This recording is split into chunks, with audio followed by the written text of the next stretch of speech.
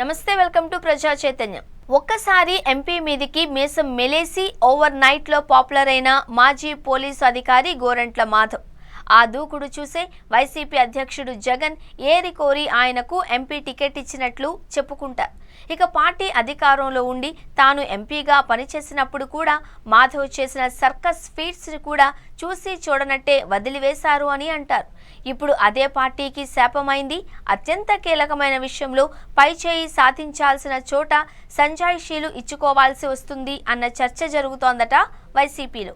కేవలం మాజీ ఎంపీ మాధవ్ చేసిన ఓవర్ యాక్షన్ కారణంగానే ఈ పరిస్థితి వచ్చిందన్న అభిప్రాయం పార్టీ వర్గాలలోనే ఉంది అని అంటున్నారు.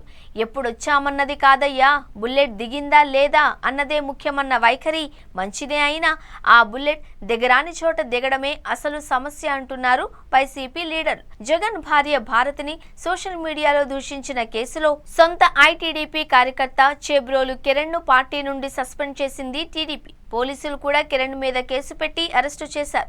సరిగ్గా ఇక్కడే సడన్ ఎంట్రీ మ్యాటర్ మొత్తాన్ని డైవర్ట్ చేసి రచ్చ చేశారు గోరంట్ల మాధవ్. ప్రస్తుతం వైసీపీ లీడర్స్ లో ఇదే అభిప్రాయం ఉందట.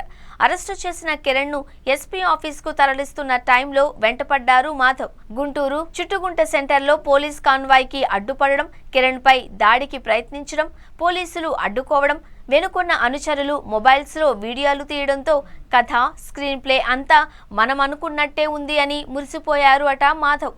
ఆ వీడియోల్ని పార్టీ పెద్దలకు చూపించి మార్కులు కొట్టేయాలి అన్నది ఆయన ప్లాన్ గా చెప్పుకుంటున్నారు. కానీ స్క్రీన్ ప్లే బాగుందని మాధవ్ అనుకున్నా ఫైనల్ గా తెర మీదకి వచ్చేసరికి అట్టర్ ఫ్లాప్ అయిందట. పైగా పార్టీనే డిఫెన్స్ లో పడేసిందన్న అభిప్రాయం బలంగా ఉంది.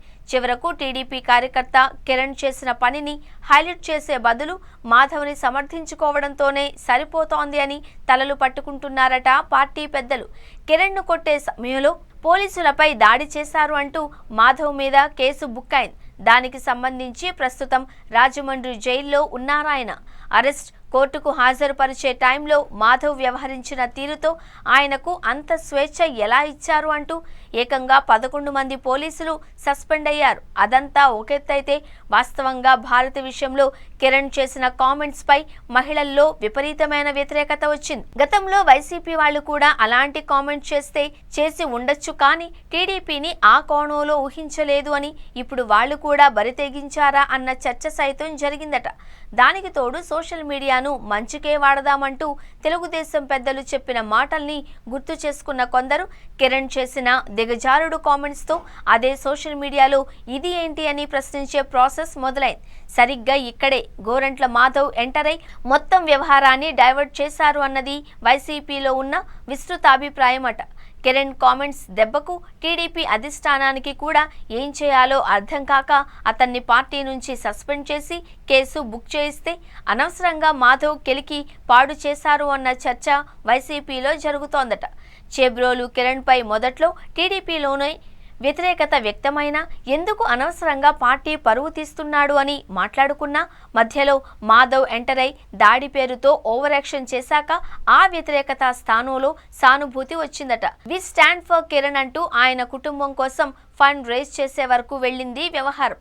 కానీ అదే సమయంలో బాధితుల స్థానంలో ఉన్న వైసీపీకి మాత్రం తిరిగి సమాధానాలు చెప్పుకోవాల్సిన స్థితిలోకి వెళ్లిపోయింది. దీంతో ఆయన వైఖరి పార్టీకి లాభమా నష్టమా అన్న చర్చ మొదలైందట. సాక్షాత్తు పార్టీ అధ్యక్షుడి భార్యను చేబ్రోలు కిరణ్ అన్ని మాటలన్నా ఆ మాటలతో టీడీపీ కూడా డిఫెన్స్ లో పడ్డా కేవలం మాధవ్ దాడి ఎపిసోడ్తో ఆ పార్టీ సేఫ్ జోన్లోకి వెళ్ళింది అని అన్నీ తెలిసి కూడా ఈ వ్యవహారంలో తాము ఏం మాట్లాడలేకపోతున్నాము అని తలపట్టుకుంటున్నారట వైసీపీ లీడర్లు.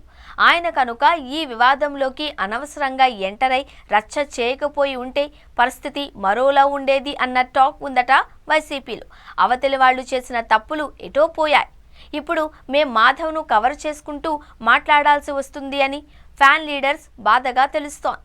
ఇక ఈ విషయంలో పార్టీ కీలక నేతలు కూడా ఆయన మీద గరంగరంగానే ఉన్నట్టు సమాచారం. అడ్డసుడిగా మాట్లాడిన వాళ్ళకి బుద్ధి చెప్పాలి అనుకోవడం మంచిదేనని, కానీ ప్రతిదానికి ఓ పద్ధతి పాడు ఉంటుంది కదా. తెలిసి తెలియక చేసే రాజకీయాల వల్ల వాళ్లతో పాటు పార్టీ కూడా అభాసుపాలు కావాల్సి వస్తుంది అని వైసీపీ ముఖ్యులు అంటున్నట్టు తెలుస్తోంది. టోటల్ ఎపిసోడ్లో గోరంట్ల వల్ల టాపిక్ మొత్తం డైవర్ట్ అయిందని, టీడీపీని కార్నర్ చేయాల్సి పోయి తమను తాము డిఫెన్స్ చేసుకోవాల్సి వచ్చింది అని ఫీల్ అవుతున్నారట వైసీపీ లీడర్లు. మాధవ్ ఓవర్ యాక్షన్ విషయంలో పార్టీ నెక్స్ట్ స్టెప్ ఎలా ఉంటుందో చూడాలి మరి.